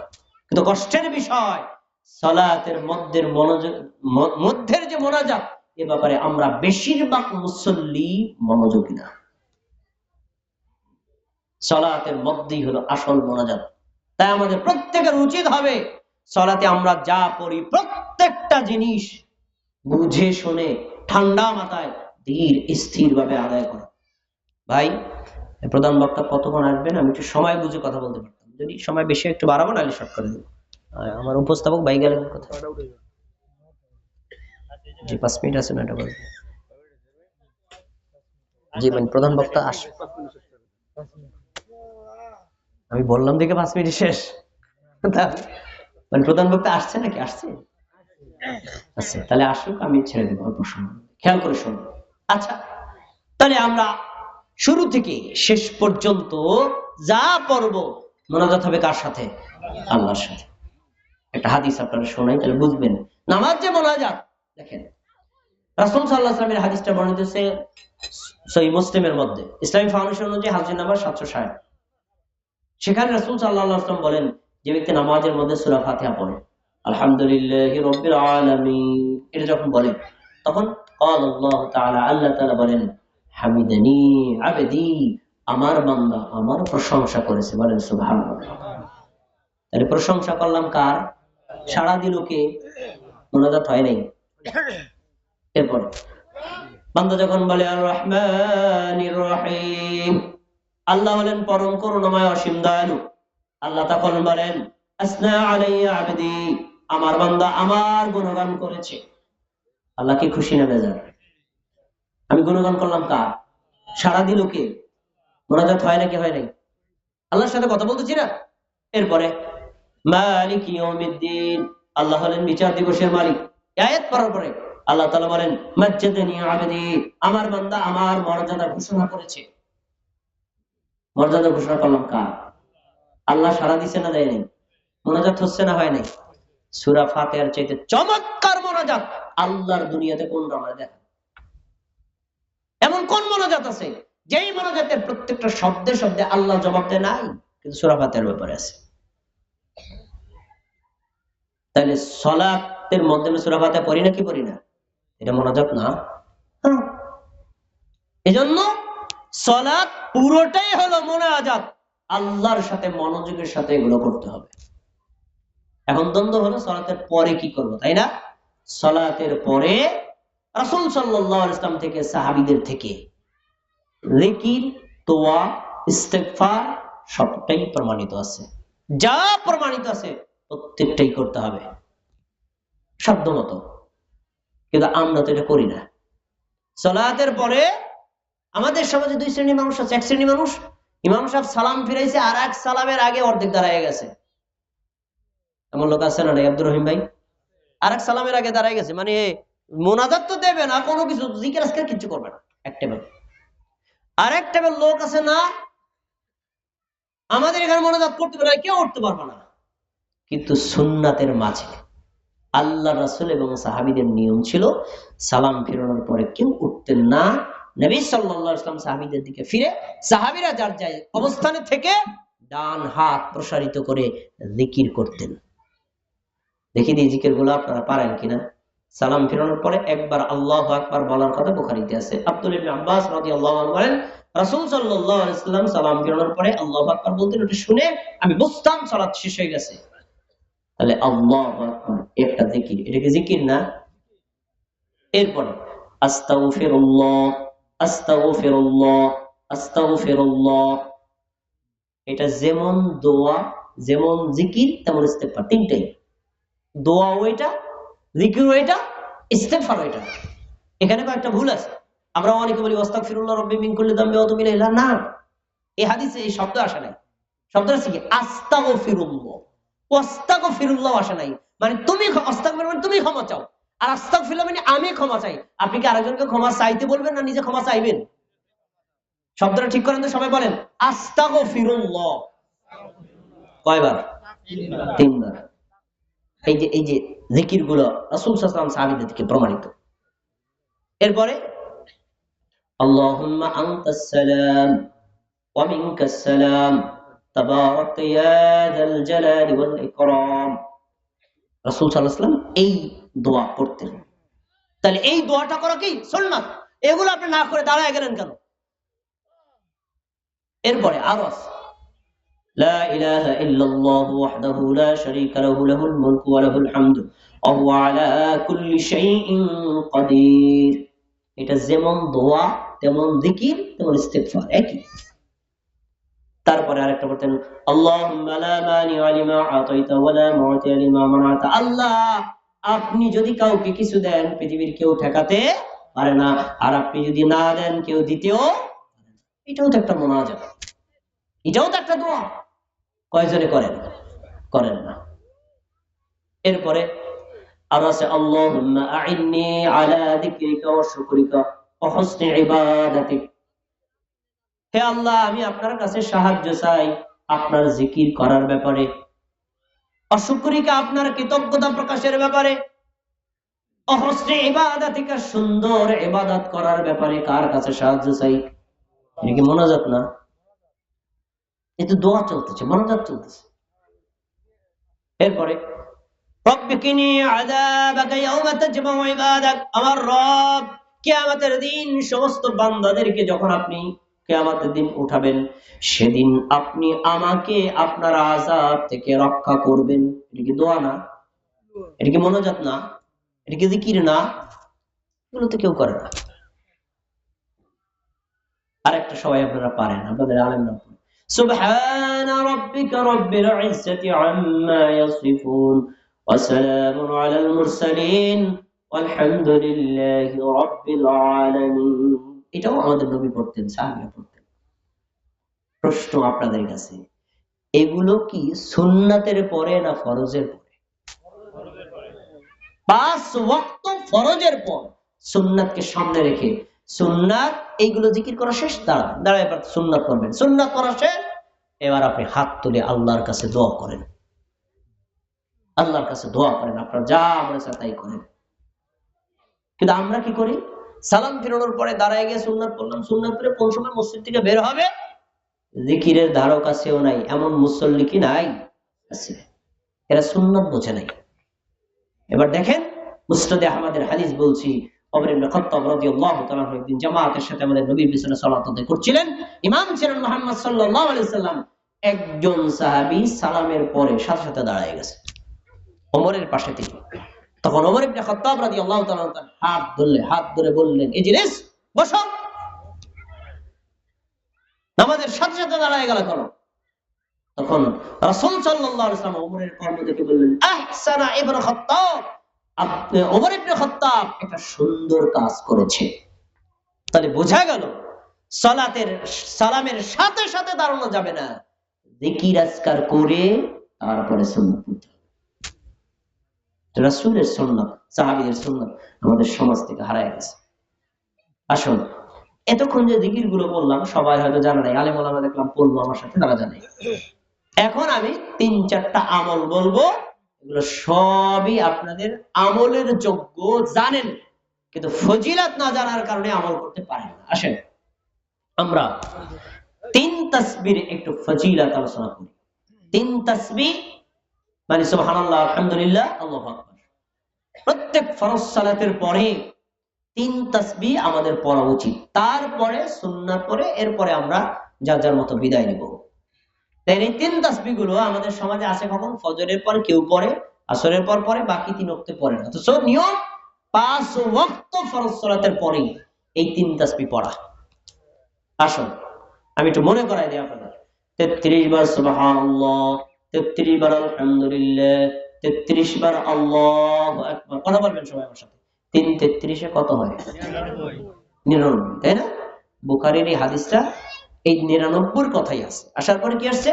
রাসূলুল্লাহ সাল্লাল্লাহু আলাইহি ওয়াসাল্লাম বলেছেন, কোন আল্লাহর বান্দা বান্দি যদি প্রত্যেক ফরজ সালাতের পরে 33 বার সুবহানাল্লাহ, 33 বার আলহামদুলিল্লাহ, 33 বার আল্লাহু আকবার 99 সংখ্যার জিকিরটা করে, ওই ব্যক্তির আমলনামায় আল্লাহ তাআলা দেখেন হজের নেকি, ওমরার নেকি, যাকাতের নেকি, দানের নেকি, জিহাদের নেকি লিখে দেবেন। এই জিকিরটা কয়টা আমলের নেকি পাওয়া যাবে? 5টা নেকি পাওয়া যাবে। 1 নম্বর আমল। 2 নম্বর, 33 বার সুবহানাল্লাহ, 33 বার আলহামদুলিল্লাহ, 33 বার আল্লাহু আকবার। কত হয়েছে? 99। আগের সাথে মিলছে না? একটু পার্থক্য করার জন্য একবার বলবেন, লা ইলাহা ইল্লাল্লাহু ওয়াহদাহু লা শারীকা লাহু, লাহুল মুলকু ওয়া লাহুল হামদু ওয়া হুয়া আলা কুল্লি শাইইন কাদির। এই এক আগের 99 কত হয়েছে ভাই? 100। সহিহ মুসলিমের হাদিস, রাসূল সাল্লাল্লাহু আলাইহি ওয়াসাল্লাম বলেন, যে ব্যক্তি এই 100 সংখ্যার জিকিরটা করবে, ওই ব্যক্তির পাপ যদি সমুদ্রের ফেনার সমান হয়, গুফিরা লাহু, ওই ব্যক্তির সমুদ্রের ফেনার সমান পাপ আল্লাহ ক্ষমা করে দিবে।